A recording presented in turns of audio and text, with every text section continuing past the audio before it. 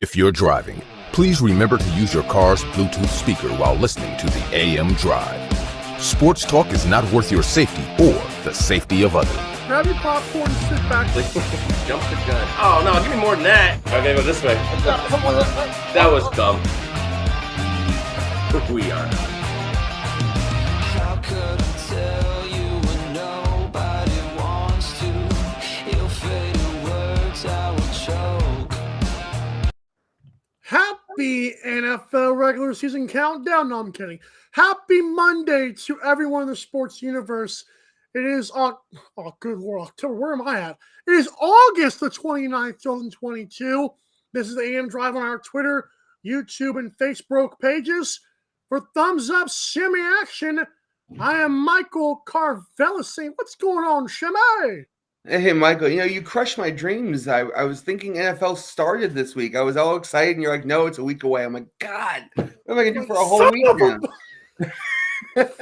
I feel that. No, I wish it was like, but then you have to realize, like, they didn't have 4 weeks. But even when it was 4 weeks, I think they sold away 2 weeks as well, right? What are we going to do for a week? Talk about roster cuts? This is terrible. Start the games. Deshaun Watson, who knows? Yeah, maybe we have more Deshaun Watson news. Start the games. I want to watch football. Amen. I want to let everyone know, go to MikeandAaronDrive.com and check out our YouTube. You can also search AM Drive with Mike and Aaron on YouTube. The latest video I chopped up was actually low-key a screen recording, but it was Sammy Action who went absolute bananas in his what was that? Your top 5. Yeah, your top sports moment of all time. Shook me and Aaron to the core. I encourage all to check it out. Search AM Drive with Mike and Aaron, or go to MikeandAaronDrive.com and click the YouTube link.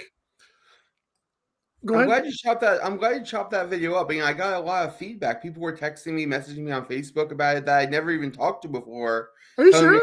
Yeah, I guess it went a little bit viral because people I didn't know somehow got wind of it, and then were messaging me saying, "Oh, this brought me to tears. I love this story. Great job." Are you serious? It was cool. Yeah, that was pretty awesome. I think Aaron must have plugged some people to the video or something. Yeah, maybe. I don't know. I don't know how it got shared multiple times, but yeah, apparently got shared through the internet, and that was pretty cool. We'll check that out. I do want to start off by saying we're going to do our best and worst of the weekend, but I want to start off with something that's obviously not going to make both of our worst because it's just obviously this will be a thing. So shout out to a guy the Alabama running back who's playing for the Commanders now. Sammy, reports were he was supposed to be the starting running back this year. Like, he was coming on. They loved him. I was drafting him in fantasy for a couple of leagues. I still am not mad that I did. I don't think I've ever heard a story like this in my life from any athlete, really. Like, this does not happen every year. Brian Robinson, in an attempted robbery, apparently, that's the primary reports, got shot multiple times. So I want to give a huge shout out to him. Just a horrible, shocking development that happened. And again, there obviously would be both for our worst of the weekend if we were doing off the field stuff. But Sammy, this was tough stuff, dude. Yeah, I mean, his name had been kind of floating around the preseason anyway, and it gets announced today that they think he may have overtaken the incumbent starter on the Commanders, and then literally like a half hour later, it gets reported that he was shot multiple times. And I'm not saying those two things are in any way related, Right. but yeah, it's just that you didn't see his name in the news at all for really the whole preseason. Then you see it twice in the same day on very opposite stories. Just a really, really unfortunate situation. It is, and it's just, I know that Ron Rivera did send out a viral tweet last night or the night before. I caught wind of it because someone retweeted it. Ron Rivera said he talked to Brian. Brian is doing well, and he intends to play football again. And Ron Rivera, I think the last thing he said was soon. So maybe it was. I mean, obviously you get shot multiple times. It's just horrible and scary, but maybe it was the best scenario that it could have happened from that. So prayers up for him. That was tough. Yeah, the reports were the shots were not life-threatening, thank God. And, hopefully he can make a quick recovery for himself, both on and off the field. I mean, of course, we'd love to see him on the field, but more important, let's hope he Mentally, gets yeah. well. Yeah, let's hope he gets well off the field first. So That's a good point. Let's start with our worst of the weekend. Though, I'm guessing on the field here.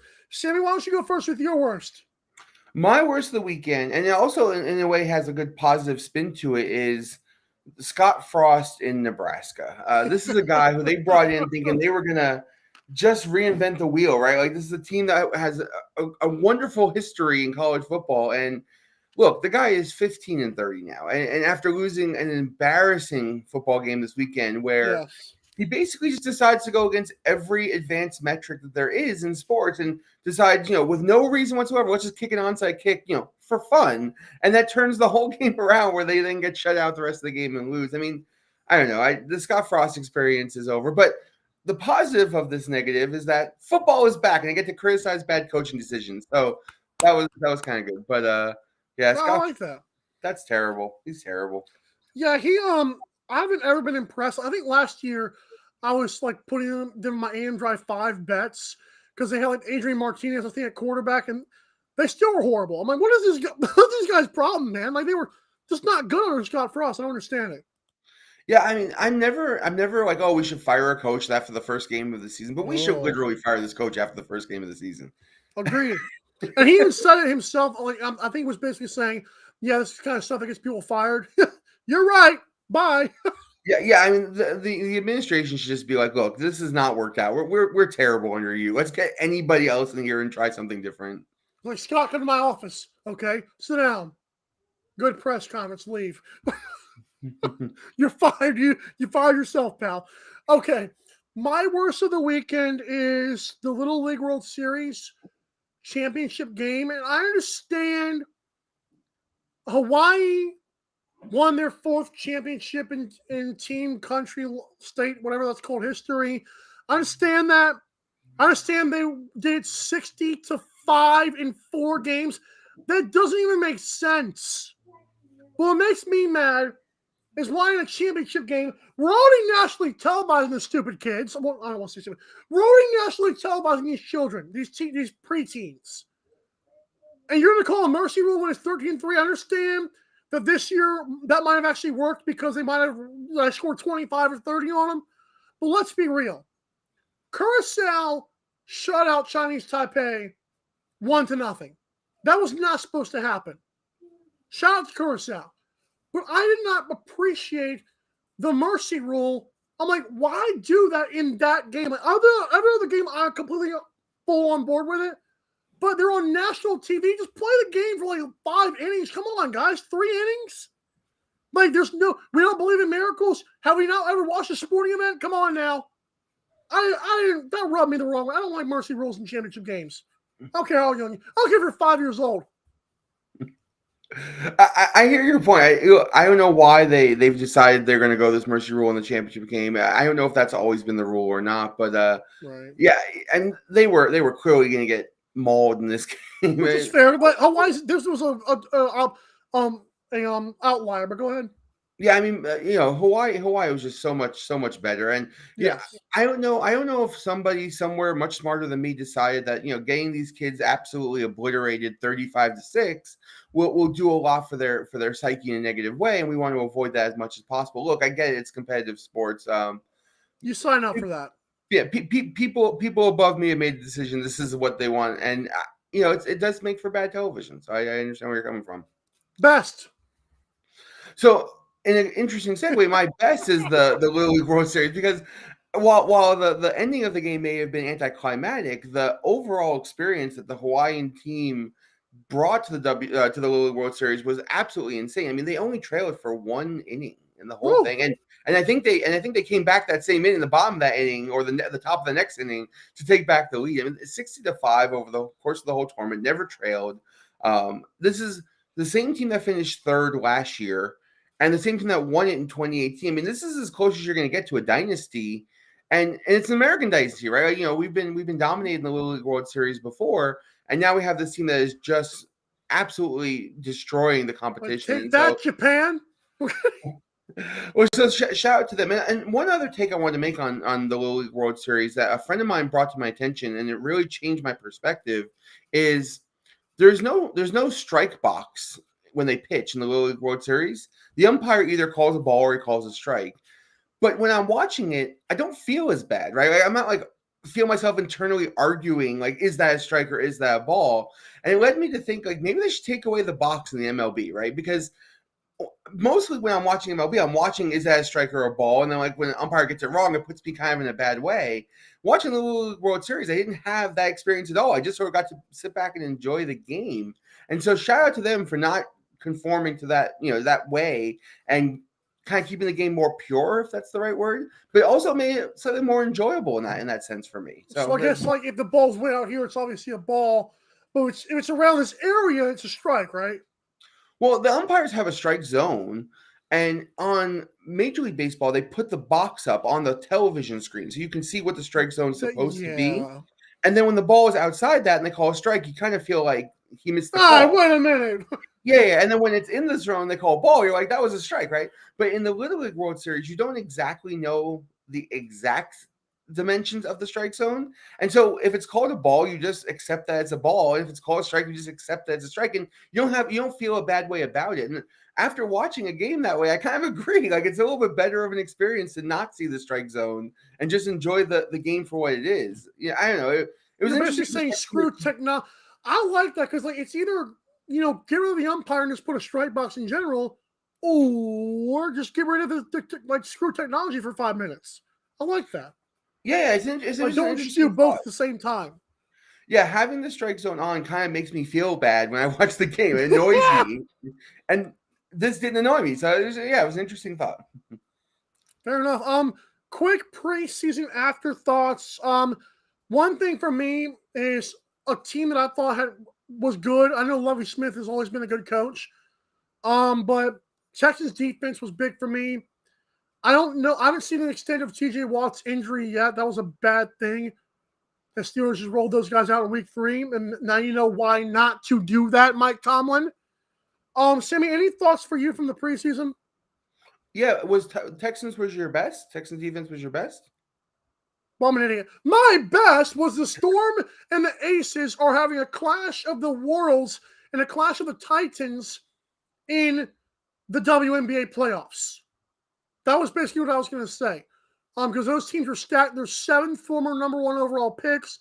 It's much watched basketball, and you better believe I just said that about the WNBA. Okay, as I was saying, whoa! Even when I try to put the WNBA in there, I still cannot do it. Unbelievable. My apologies. Cancel me. No, but I don't know. Sammy, what was your preseason afterthoughts? Anything that you want to take away? So most of the time, the preseason is kind of a waste of time, and to fans, it's a waste of time. On the field, these guys are fighting for roster spots, and we don't even necessarily know how close these competitions are. But it was fun this year to at least see a quarterback competition come down to the on the field play, which was the Drew Lock, Geno Smith stuff. So in regards to that, at least we got to see. Yeah, I mean, at least we got to see like a job get awarded based on how they played versus who had the better contract or what the scenario was behind the scenes. It was actually enjoyable to see a competition actually break out on the field, which for most of the games you don't get to see that at all. Good point. I do want to say this though. All respect to Geno Smith. I love him to death. Sammy, if I've gotten this far if I'm in the NFL and I cannot beat out Geno Smith, it might be time to hang him up. I'm just saying. I know Josh Rosen still is like he was throwing for the Browns. I don't forgot or the Cardinals, whoever it was. He was throwing for somebody this weekend. I was like, Josh Rosen? I give him credit, man. But man, Drew Lock, I know he's contemplating his future. Like, good God, dude, what did I just lose to? Again, all respect to Geno Smith. That's a bad look. I hear what you're saying, but I don't necessarily know why. Geno Smith wasn't a low draft pick. I want to say he was a 2nd-round pick. I mean, he was a guy who was supposed to be pretty good too. And I want to say he also suffered a pretty bad injury, which is what knocked him out of like a starter role. Jets. He's a pretty good player. I mean, he's not a world beater, but I mean, he's probably, somewhere in the bottom third of quarterbacks, but that's still a top 20 quarterback in the world. I mean, he's not a bad player by any means. And Drew Lock has never been a top 20 player in the world. So, I mean, while we just expect him to walk in and take this job, why? I mean, he's never shown that he could be a viable starting quarterback in the NFL, not even a little bit. So, I thought Drew Lock was going to win the job, being a little bit younger and supposedly a little bit healthier, but Geno Smith is a more competent quarterback. I give Geno Smith credit, man. He was there with Russell Wilson, and he sees this guy Drew Lock come in. Hey, Drew, watch this. Yeah. I'll give him credit. I mean, Drew Lock played himself out of the job. I do think there was a shot he could have been. He played terrible in that last game, 3 picks in the last game against the Cowboys. And he just doesn't look in control of the offense at all. And Geno Smith did. Geno Smith, he can control the game. And let's be fair. Seattle's going to finish last in their division, right? They're a bad football team. So regardless of which one of these two guys are behind the helm, they're not going to be competing for a playoff spot. So I don't know that we're kind of arguing over something that doesn't matter too much, but I'm happy for Geno Smith. I really am. I'm for Drew Lock. He's been nothing but a decent backup for me. The only way that Kyler Murray, the only way that the Seahawks do not finish last is if Kyler Murray. I think even if Kyler Murray literally studied nothing at all this year, learned from none of his mistakes, they still would finish higher than the Seahawks. I'm sorry. I think you're right about that. The Seahawks are terrible. I mean, this is a team that is just devoid of any real talent. I mean, they have DK Metcalf and then Rashad Penny, but he's made of glass apparently. You're like a copper penny, really. That was horrible. Hey, when we come back, we're talking Tom. What's the guy's last name? Tom Brady. And we're also going to talk about. He's pretty good. He's all right. We're also going to talk about win totals in the NFL. We'll see how many each of us have. It's AM Drive. You're not going anywhere. Neither is Facebook. The AM Drive with Mike and Aaron might be the best morning show ever. If you love the show, shop the merchandise for $26 hoodies, $16 shirts, even $13 mugs. High quality swag for cheap because Mike and Aaron love the fans. The best morning show, the lowest price merch at amdrive.online. This is Popple, the next generation business card. With just a tap, your Popple instantly shares your digital business card to both iPhone and Android devices. The best part? The other person doesn't need an app or a Popple to receive your info. To pop your info, tap your Popple to the top of an iPhone, the center of an Android, or just scan your in-app QR code. And just like that, all your info is saved to their phone.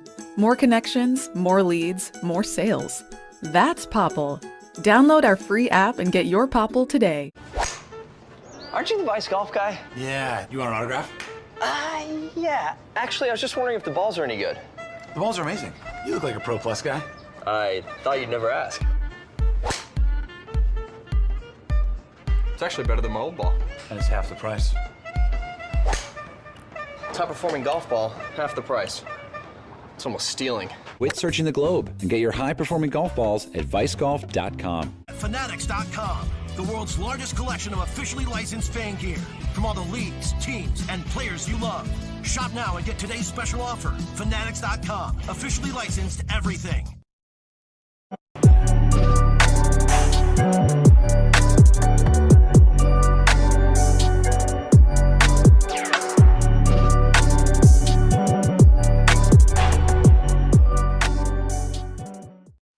Sammy, correct me if I'm wrong. You're here every Monday for the foreseeable future, right? Yeah, for football season. My plan is to go back over the games with you guys. I do a write-up anyway on all the games. Yeah, I like it. Action Monday. Action Mondays, baby! Yeah. I plan on going over all the games with you guys on Monday. So, yeah, it'll be awesome. I just want to give a shout-out to you on that because that was pretty cool. Because I was just thinking about, like, when that timer hit 8 seconds, I'm like, Action Monday. Let me type that up real quick. That's awesome. That one just hit me. Very hey, cool. If you want to get a jersey like me and Sammy did, you can buy a Trubisky jersey if you want. Just saying. This one was discounted, full disclosure. Go to MikeandAaronDrive.com, click the app. I was going to ask you what to do there, but anyways, you click the Fanatics logo on MikeandAaronDrive.com. Every team, every league with daily deals, including free shipping on orders of $24 or more. You guessed it, jerseys included. So, hey, go there, support the show, and your favorite team. Don't drink Coke before a show, and for that, we thank you. That was horrible. Don't do Coke before a show. Got it. Don't do Coke. You're insane. I just looked it up, and Geno Smith was actually drafted higher than Drew Lock. I think Drew Lock was the 42nd pick, and Geno Smith was the 39th pick. So I mean, it wasn't like the talent gap was so much different. They were drafted around the same spot. I didn't like him either coming out of college. Like I said, I still give Geno credit. Back to that point real quick. I still give Geno credit because to me, when you realize that Russell Wilson, you're his backup. I think he played 1 or 2 games when Russell went out last year. Wasn't bad. And then you see this young white dude coming like, you son of a gun. Watch this. I think it was cool. Geno could have folded. Geno could have got between his ears, but he didn't. He bowled out, and Drew Lock obviously that was bad. Here's a fun fact for you. Geno Smith has one of only 6 perfect passer ratings in Jets history. Only 6 times it's ever happened. He has one of them, so good for him. What if Mark Sanchez has one of those? Probably. Mark Sanchez has more playoff victories than I think, the Cowboys. Than Aaron Rodgers, Josh Allen, like a bunch of guys combined. I hate going on this tangent here, but Mark Sanchez low-key went to 2 AFC championship games. It's none of my business, but I'm just saying. Yeah, and that's still wild to me. Apparently, he was the punter this weekend after the Bills cut their punter over that allegation. I think it was Matt Barkley. Oh, well, yeah, right. You're thinking of another USC quarterback. Stop doing that. Yeah. They're all the same. Which is, again... The Bills punter is another thing. That's a horrible thing. Yeah, that was a weekend's work. Yeah, no Coke before the show either. That's true. Yeah, but that punter's that's a bad guy. If those allegations are true, obviously, because innocent until proven guilty, but that's not good. Okay. The NFL since 2011 has done this thing where the players vote on the best player in the league, and Tom Brady won. Let's get to our win. I'm kidding. Okay, Sammy. Aaron mentioned to me on Twitter last year Tom Brady was number 7. Explain to me how he not only jumped the back-to-back league MVP, and if I'm not mistaken, they both went out in the same round of the playoffs. I don't know what I'm talking about, though. And he also jumped the guy who single-handedly from the interior of the defensive line stopped Joe Burrow on the final drive. Tell me how, and then we'll move on to our win totals, because I'm not a fan of this, bro. Well, I don't know what the criteria they're voting on is, but Tom Brady is and has been the face of the NFL.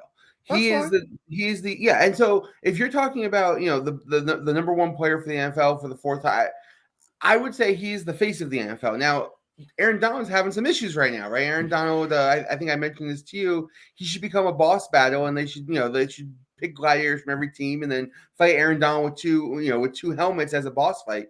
But outside of that, he's not really the face of the NFL. And so if you're asking players, who the best player is, well, Brady could have easily won the MVP last year, and he's clearly more popular than the guy who won it. And so I guess I understand it. I don't know what the criteria we're talking about, though. I mean, on the field play, I would take Aaron Donald all day, but players this is a great argument to use for only people who know about football, ones who play the game. I don't know about that one now. Not sure. Even from my couch, I can do a little bit better job. I don't know. I did a podcast when I called Mike and 10. It's an audio exclusive on Spotify right now. I would recommend checking it out, but that's just me. I'll have to check it out. My slogan is got 10 minutes. Sorry. Okay. NFL win totals. Place your bets, by the way, Sammy. So I'll be honest, I have actually 8 of them here. I'm only going to give you 3. I'm going to give you my 3 best odds that I found. So why don't you give me your first one? I don't know. How many do you have that you're going to give us today? I'm going to give it 2. I'm going to give you 2 that stood out to me. 1 over and 1 under that I thought were, if you were a betting person, I'm not saying that you are, but should you want to make a bet and you want something to root for all season, I have 2 picks for you. The first pick is under in Kansas City 10.5 games. Vegas set the odds at 10.5 games. I looked at that schedule, and that has to be the hardest schedule in the history of the NFL. I mean, I feel like they play every 10-win team, most of which on the road. And I'm not saying Kansas City is not a good team. They are a very good team, but that division is a bloodbath. And outside the division, they play every difficult team. I don't think they get a reprieve with an actual easy win. Not that there are really any easy wins in the NFL until week 16. I mean, it is an absolutely awful schedule. And to win 11 of those games is going to be hard for any team. So I have under 10.5 for Kansas City is my first one. Do you know what this is? No, I do not know what that is. In Mahomes and Andy Reid, we trust. Amen. I actually have that as an over, but it's not. That's one of my other picks I wasn't going to give. Because minus 150, I'm not going to do. That's just stupid. Which side's minus 150? Over, and that's what I have. Yeah. I'm going to take under. I think you get better money that way, anyways. Just go with Sammy. Sure. I just brought up the windows. I didn't see the actual odds themselves. Really? My other one is an over, and I think it's going to be the Jacksonville Jaguars. Wow. Okay. They're 6.5 is their total. And last year I made a boatload of money on betting under on them because Saban, not Saban, their coach, their running back got hurt, or Meyer, their running back gets hurt. Trevor Lawrence is a rookie. There was all this turmoil amongst their team. Now it's all sort of straightened out, right? They have a coach in there who's set a different precedent. Their running back is back to being healthy. They picked up a pretty decent wide receiver throughout the year, and nobody's talking about them. There's no pressure on this team. The division itself is pretty lousy, and they managed to win, I want to say, 3 or 4 games last year with all of this stuff going on. Yes. This is a situation where they have an improving emerging quarterback and an improving emerging running back, and their defense has gotten a lot better. Their offense has gotten a lot better. This is a team that could sneak up on a few people. So 6.5, I think, is kind of low. I think they can win 7 games. I think you will see them not competing for a playoff spot, but not totally out of it come towards the end of the season. Or beating the Colts. Well, you always count that as a win. Right. So here's the thing. I 100% agree with you. Sammy, there is one thing that scares me for the Colts this year, and that's their own division. I'm going to tell you why. Titans don't even scare me anymore. I don't know if Derrick Henry is going to be good. I mean, he might be good again. That's cool. That's an easy bet to make. But I'm actually scared of how much better Lovie Smith and Doug Peterson have the Texans and Jaguars playing. Like Trevor Lawrence looked like he was more consistent, which is always a good thing because the best players do it every night, not just once in a while. And you've got Travis Etienne, who looks very spry.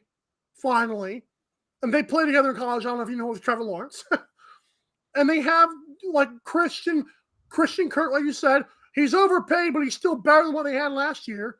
Absolutely. And DJ Chark, I don't know. And then they also have Laviska Shenault, who's a do-it-all gadget guy. Yeah, I'm not. I love that actually. I'm gonna go with the Colts over 10. I don't like the push there because I feel like that could actually happen, but minus 125. It's actually pretty good odds. Another one for you, because I'm always negative on Mondays. Falcons under 4.5. Sammy, I don't know if they win more than 2 games. And you're telling me minus 105? Pretty good odds. And here's my favorite one. Robert Saleh has been anointed as an incredible coach. Zach Wilson has an injury bug, apparently. He can't stay out of his own way.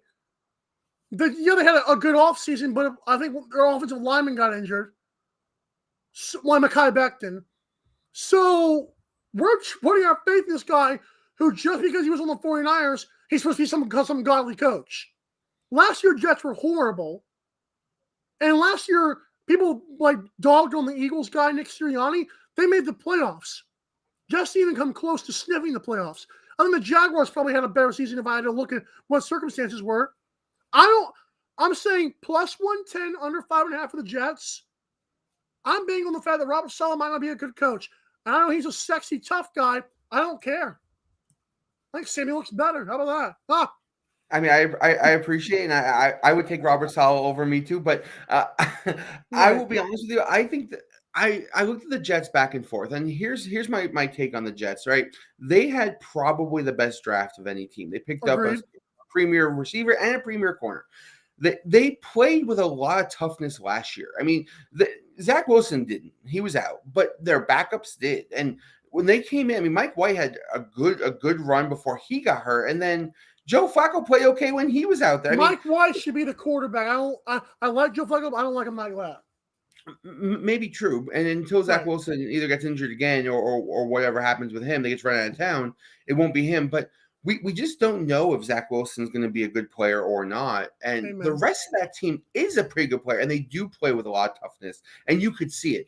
I don't think the Jets are going to be sniffing a playoff spot either, but their win total is only 5.5. I mean, to win 6 games out of 17 is not impossible.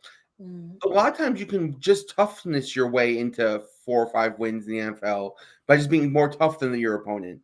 I don't know that I could bet under in the Jets. I'm not saying they're going to be way over it, but I don't know that they can be way under it with the way they play.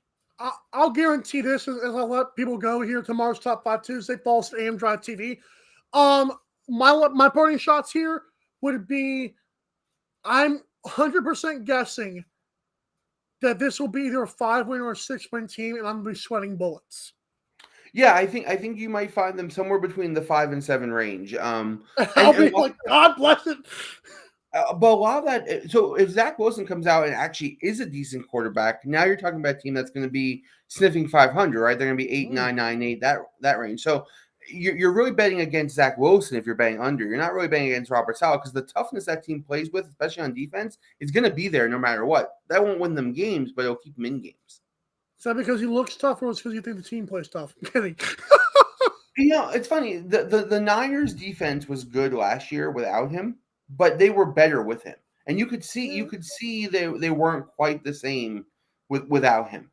And the Jets defense was significantly better with him. So I try to give credit where it's due. I don't think he's a good offensive mind, but if he knows his role and stays in his lane, then he can build that defense up. And I think getting Sauce in there is huge for them. Having a shutdown corner is absolutely huge for them. So will they be the playoff team this year? No, but they will certainly be competitive in a pretty tough division until they get better, until they get a little better.